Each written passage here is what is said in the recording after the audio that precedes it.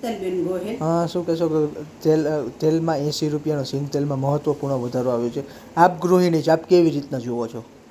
ખરેખર આ સરકારને થોડુંક વિચારવું જોઈએ કે સાતમ આવી રહી છે, આજે આવી નથી સાતમ, તે પહેલાં આ લોકોએ આટલો ભાવ ઉછાળો દીધો છે। મધ્યમ વર્ગ આમાં શું કરશે? જે થેપલા કરે છે, જે ગાંઠિયા બનાવતા હોય, કોઈ વારંવાર નાના માણસો હોય થોડું ઘણું તેલ લઈને બનાવતા હોય છે, તો એ લોકો ઉપર કેટલો ભાર રહેશે કે સીધો આ લોકોએ 90 રૂપિયાનો ઉછાળો આપ્યો છે। તો આ સરકારે થોડુંક ધ્યાનમાં રાખીને હાલવું જોઈએ। પણ સરકારે આ વસ્તુ તો અનેક વખત કરેલ છે, તો અત્યાર સુધી શું સરકારની આંખે પાટા બાંધ્યા છે કે ગૃહિણીને મહત્વપૂર્ણ નિર્ણય નથી મળતો?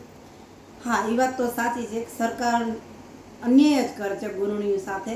બાટલાના વધારા આટલા મન ફાવે ત્યારે કરી નાખે, તેલના વધારા મન ફાવે ત્યારે કરી નાખે। તો આ સરકારની જરાક પેટમાં તેલ નથી રેડાતું કે બેનું દીકરીનું કે ગૃહિણીનું કોઈનું કાંઈ જોતી નથી। આ સરકાર આખે પાટા બાંધીને બેઠી છે, એવી સરકાર છે આ। ખાસ કરીને કહેવત છે ને કે ગૃહિણી ઉપર જ વધારે પડતું બજેટ ખોરવાય છે। 100% એ વાત તો સાચી છે, ગૃહિણી ઉપર બજેટ ખોરવાતું હોય છે।